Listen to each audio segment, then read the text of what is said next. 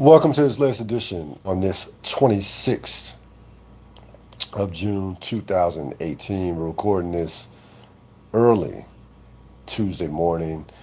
This podcast will be available to Blog Talk Radio sometimes early and sometimes late morning, early afternoon. Haven't decided as to which time I'm going to put it on Blog Talk Radio, but definitely sometime during on Tuesday afternoon, Tuesday over the course of the day. As always, you can follow me on Twitter at William Gerald, or go to follow me on Instagram at Ril Dil Quinn. Again, no phone calls tonight. We're not on Blog Talk Radio Live. Again, this podcast will be recorded, will be placed on Blog Talk Radio. Come in a few hours or so. I haven't decided when, but it will be made to you available via Facebook, Instagram, and all the various platforms that we're on right now. That we're on now, linked up, SoundCloud. We're on a number of platforms, so I definitely will make that news available to you. Certainly happy to be back with you. It seems like we haven't done a podcast in a while. It only, in essence, only has been a week or so, but certainly glad to be back with you as we discuss the world of sports and pop culture.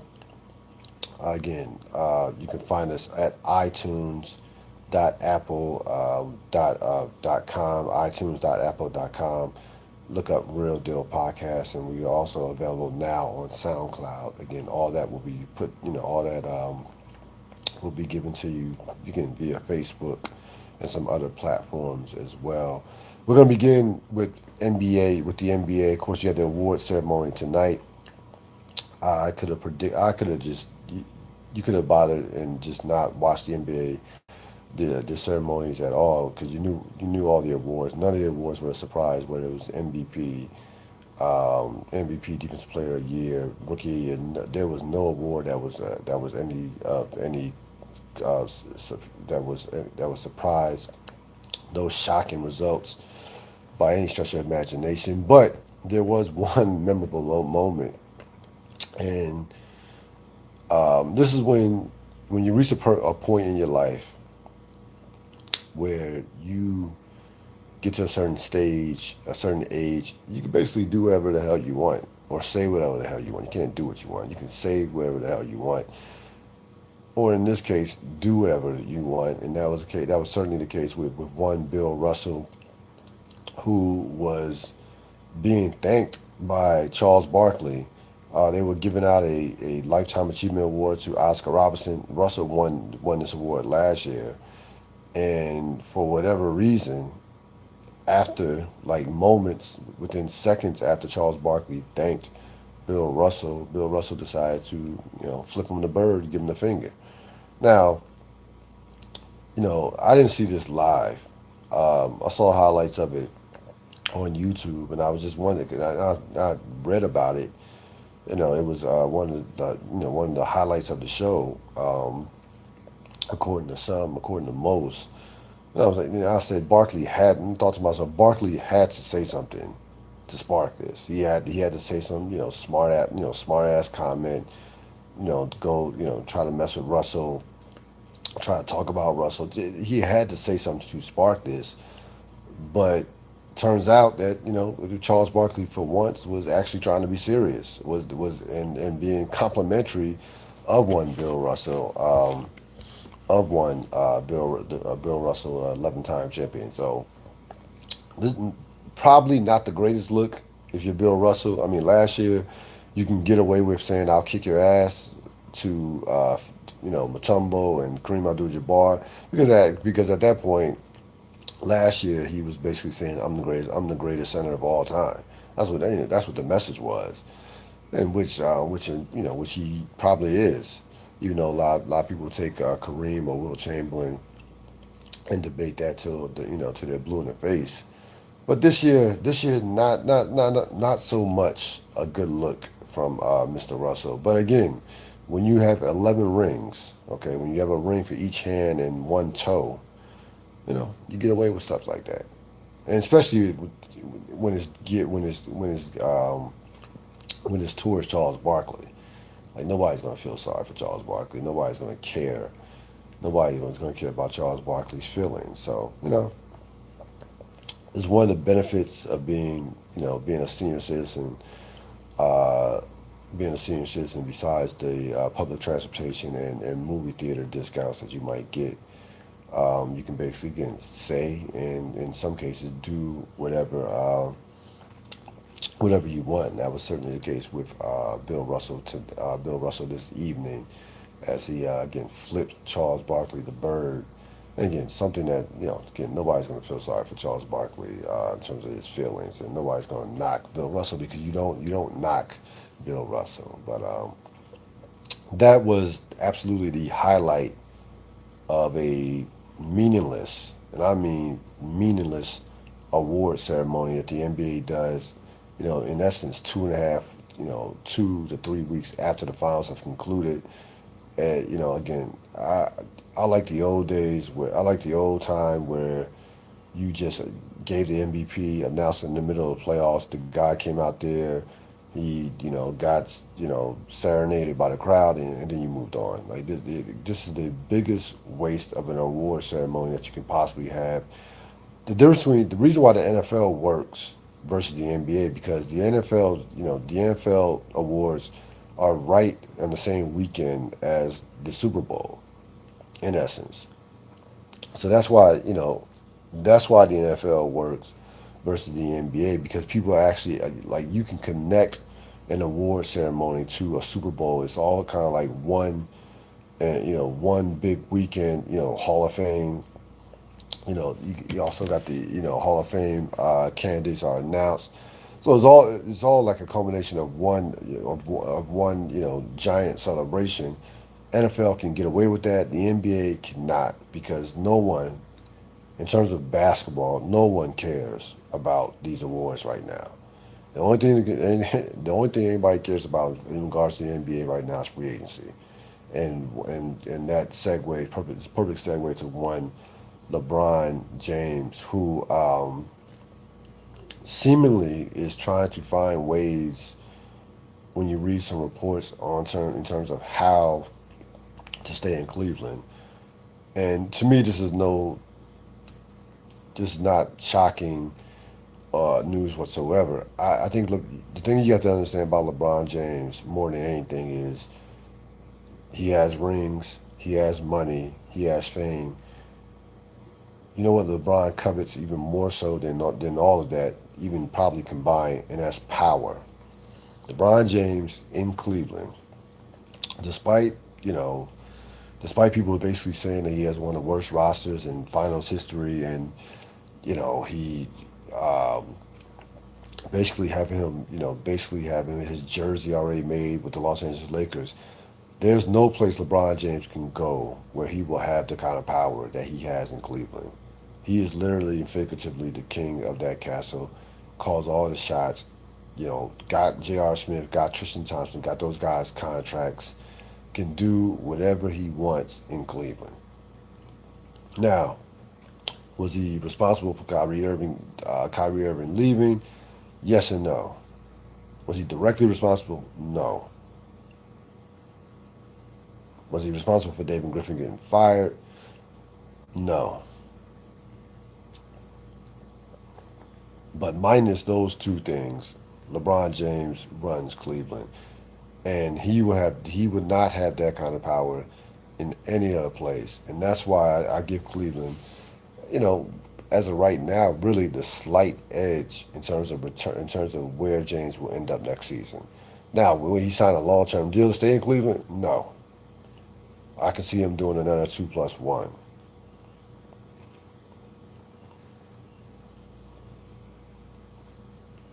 So I think that you have to take that in consideration when you factor in what LeBron's going to do moving forward. Now, with that being said, I still believe that he will be a Los Angeles Laker. And you heard today that LeBron James does not want to hear elaborate pitches, PowerPoints, none of that nonsense that's been going on throughout the course of free agency over the past, anywhere from the past 5 to 6 years, or basically even since LeBron became a free agent back in 2010, and decided to go and play for the Miami Heat.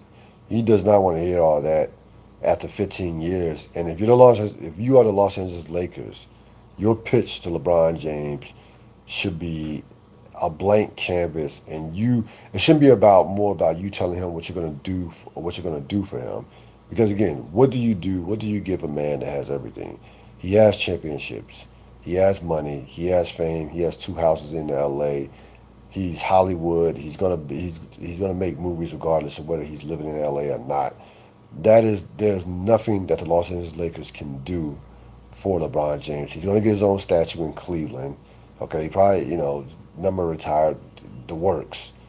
So as a friend, if you're Magic Johnson, if you're Jeannie Buss, if you're Rob Pelinka, you have to be thinking about what can you offer LeBron James that he does not have. And to me, the answer is nothing. You go out there and to me, you ask LeBron James, LeBron, what do you want? Okay, what do you envision to be a friend? What does a franchise have to look like for LeBron James to be a member of that team, to be part of that franchise? What are you looking for? Your legacy is set. We know we can't enhance your legacy. We understand, again, financially, they're not putting more money in LeBron's pocket. He's gonna get paid wherever he goes. So there's nothing they can offer LeBron. Nothing they can offer LeBron legally. Now, again, a behind the table percentage of the team, maybe. Outside of that, there's nothing you can offer LeBron James. So if I'm the Los Angeles Lakers, I'm just asking LeBron, what do you want? What do you envision this franchise to be with you? If you're a part of it. Now, what we can do is we can go out there, try to trade for Kawhi Leonard. We can go out there and again try to and recruit and go out there and recruit Paul George. So that's what we can do from a personnel standpoint.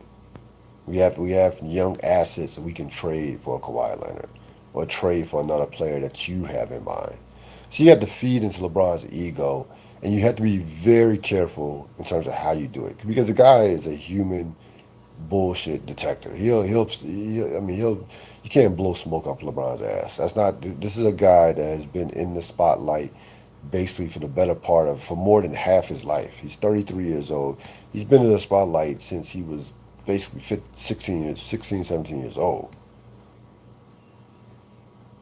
So he's heard every type of criticism. He's heard every type of praise. Has been asked any type of question by a media member that can possibly be asked. So you can't you have to be you have to be honest with LeBron. And again, if I'm the Los Angeles Lakers, I'm saying I'm giving LeBron a blank canvas. LeBron, what do you want? What's on your mind? We don't have any. We don't have a PowerPoint. We're not even gonna put trophies out. You know who we are. Okay, we won. You know the Lakers are. You probably know our players better than we do in terms of scouting reports. So no trophies outside of a beverage, or maybe they'll have a nice platter, a fruit platter, laid out there on the conference room table. We're not doing presenting Hollywood, none of that nonsense. We're not coming in with Denzel Washington, none of that. We're not coming in with any of that. We're coming in the room with Magic Johnson, Jeannie Buss, Rob Pelinka, and and LeBron James and whoever he has representing him, and that's it.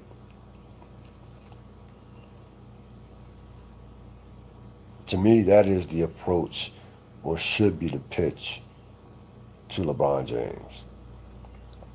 Keep it, just like an old math term, KISS. Keep it simple, stupid. Did I get that right? Yeah. Keep it simple, stupid. That was, an old math. an old math saying that that we grew up, that I grew up on back in elementary school days, or maybe in middle school. And that's what I think the Lakers have to do.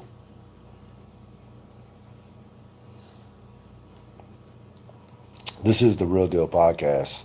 Again, recording this podcast on a early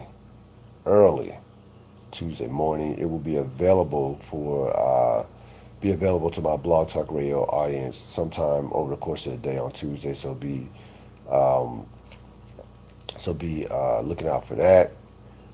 Moving right along from that. As again, the NBA free agency, LeBron has until can opt out of his deal June 29th, which is important date for for teams who are trying to trade for LeBron.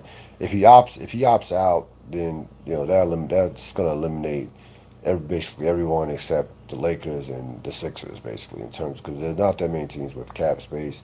That basically will eliminate Houston and a couple of other teams that may have been willing to try to swing to willing to try to trade for him, mainly Houston. But he is expected to opt out and outright become an outright free agent. Now the other major domino in the free agency is Paul George. Paul George basically, I think, again, I'll be shocked if Paul George didn't end up with the Lakers. He is supposed to be starting this three-part series with ESPN, documenting his free agency, which is the polar. This is different. This is the difference between a player that's going through it now for a third time versus somebody that is craving attention and dealing with it going through the free agency the first time. And Paul George is going to try to milk this for every dime, endorsement, all types of publicity that he can. So they're going to do this three-part series on Los Angeles on his free agency on ESPN through ESPN. So if you have nothing else to do in your life, maybe you can just tune into that. Again, I'll be surprised, borderlining on shocked if Paul George is not a Los Angeles Laker around, say, July 4th or so, or I know the official date is July 11th, but that stuff, these things leak around July 4th. This thing will leak. You'll start hearing things. I expect LeBron's decision to be made quickly. I don't expect it to go past July 8th or 11th. I expect it to be made in between the July 4th and July 8th. Probably that July 4th, after the July 4th holiday, followed next weekend. I expect that decision to be made somewhere July 7th or 8th. That I expect his decision to be made, and then you'll see some of the other dominoes begin to fall. In particular, one Paul George, who again I expect, regardless of what LeBron does, Paul George will go to the Lakers.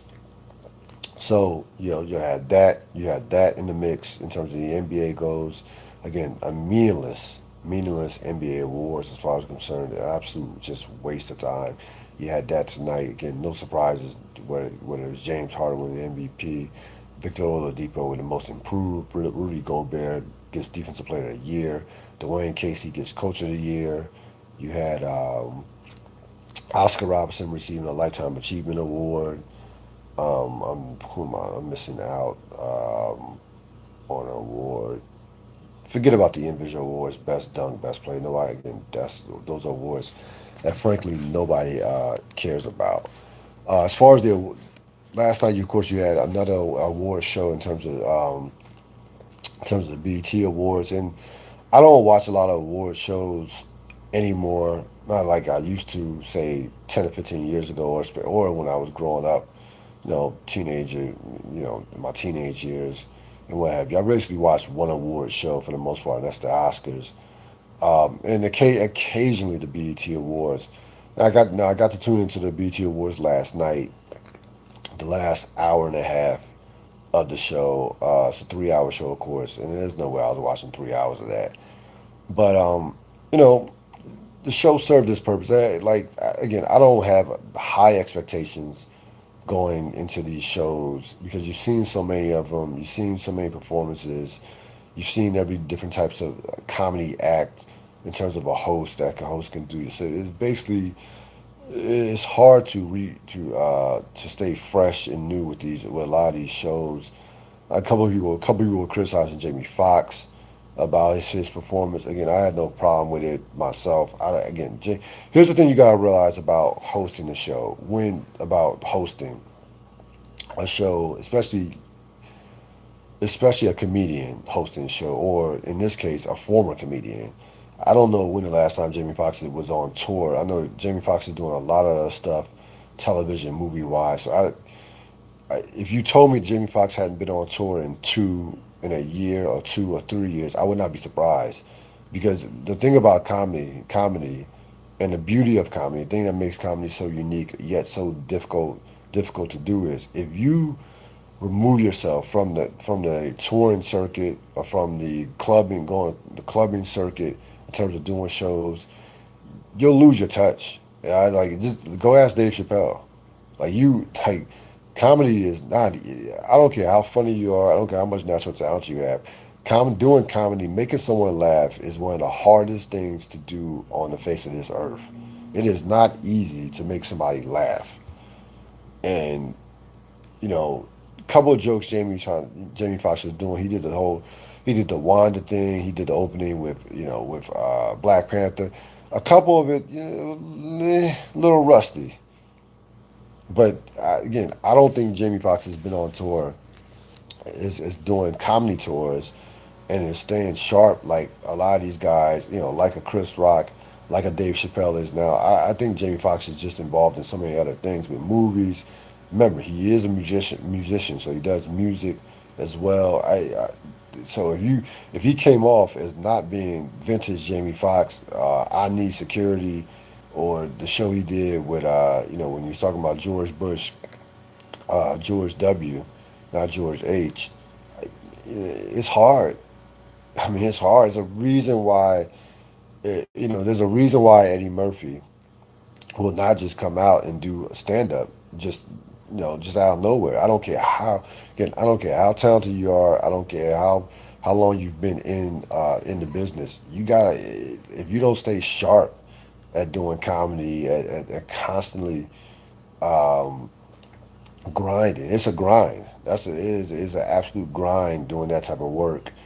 So again, I didn't have a problem with with his performance. Couple things about the show. I thought the Anita Baker tribute was awful, and I'm gonna tell you why it was awful. It wasn't so much about production. It wasn't so much about music choice, uh, band choice. It was Yolanda Adams and Marsha Ambrosia trying to singing Anita Baker songs, and it's not even about those two. Those are two. You're talking about Yolanda Adams is a legend. Marsha Ambrosia is a great singer, not a good singer, a great singer.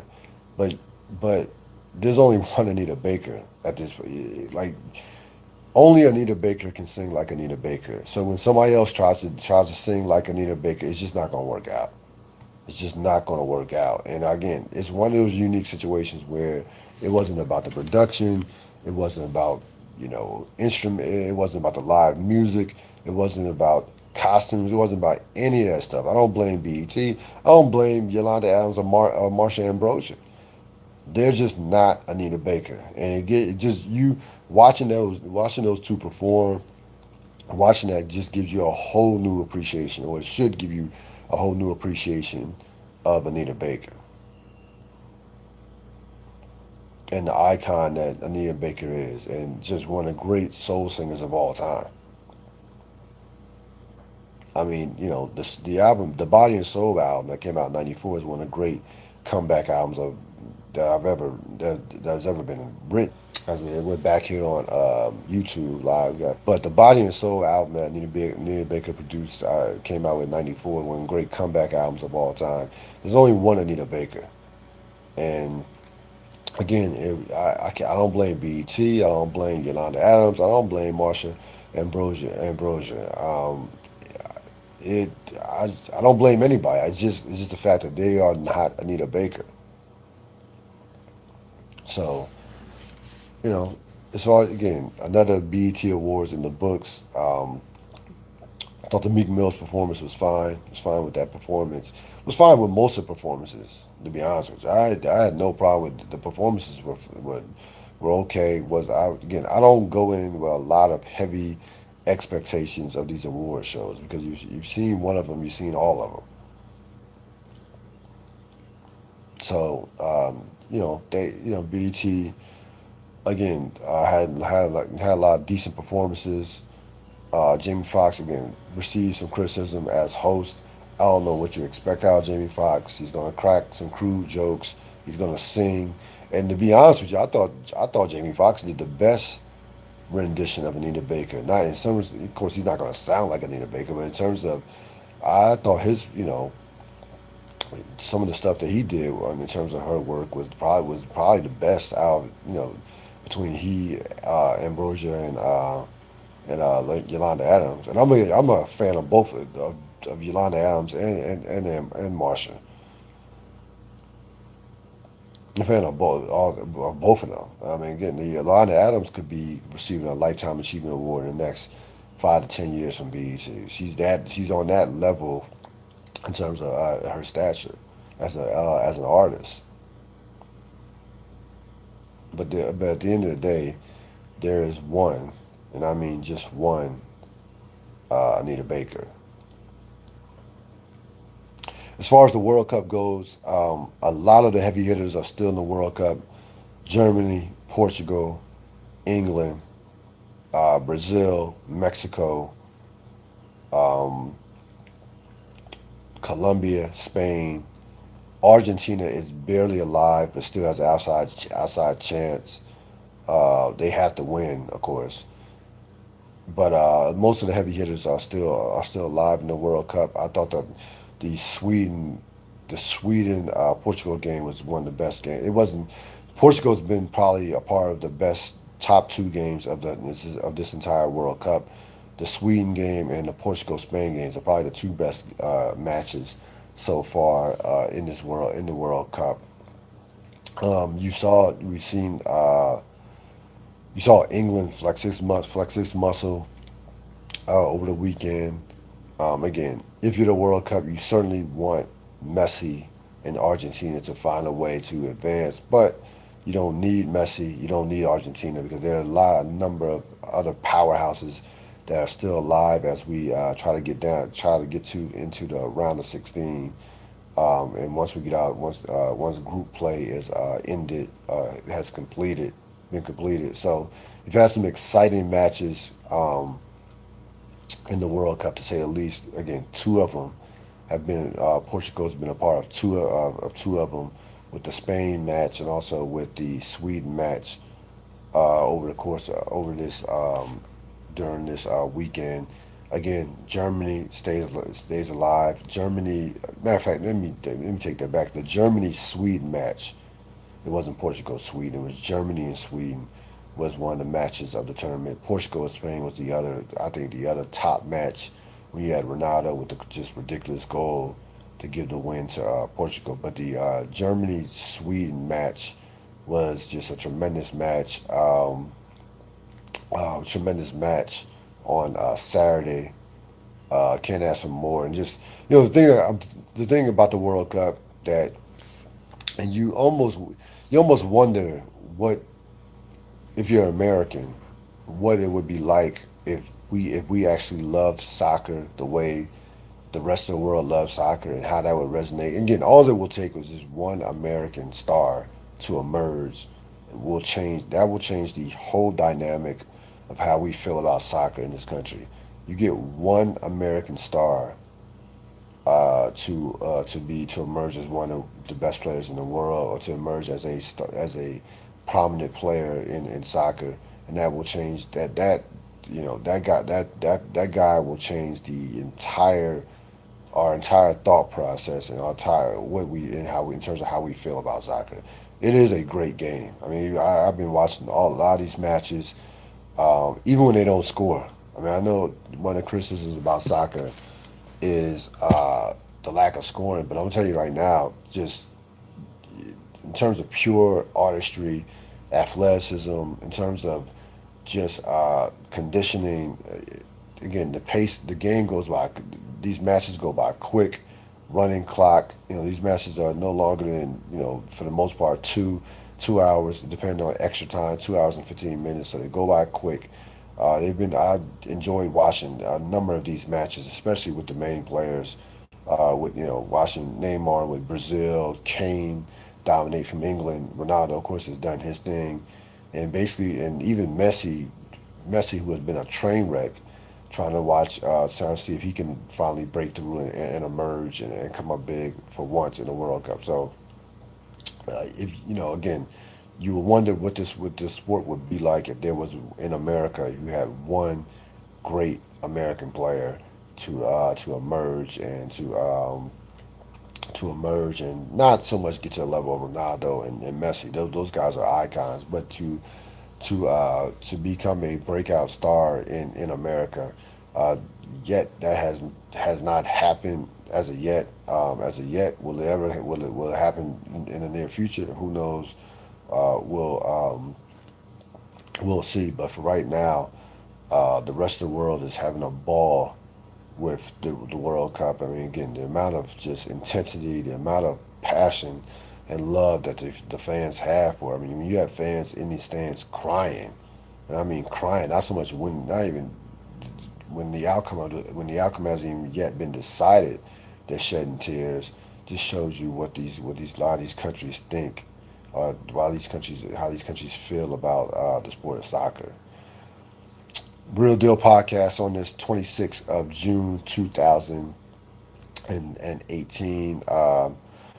Wanted to wrap up the podcast on a bittersweet note.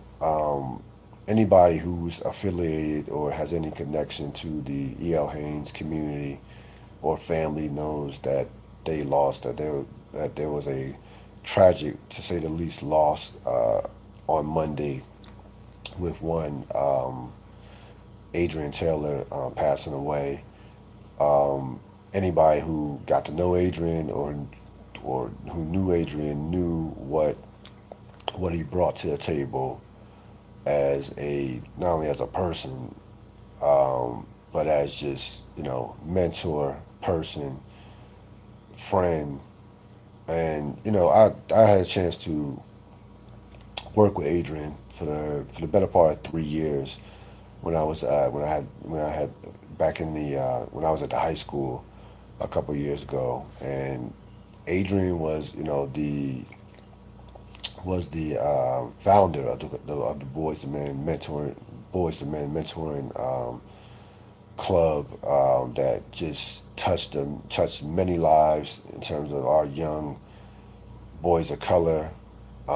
Adrian came to work every day with a passion and a joy that was just it was just incredible to watch. I mean, everybody has bad days. Everybody has days where you just don't want to be at work. I don't care how long you've been at your job. I don't care how much you love your job.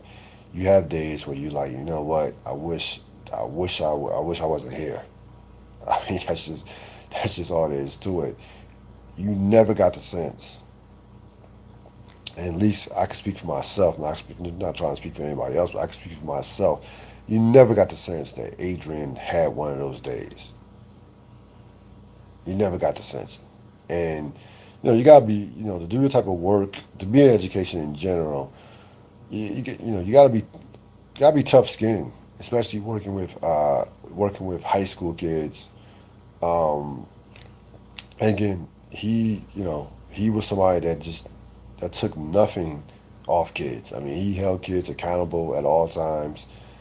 At all times, anytime that you saw him dealing with kids, talking to kids, interacting with kids, he was going to one thing you knew that he was going to hold them accountable.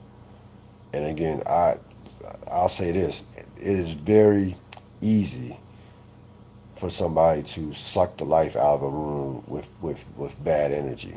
I mean, bad energy can just take the life out of any room.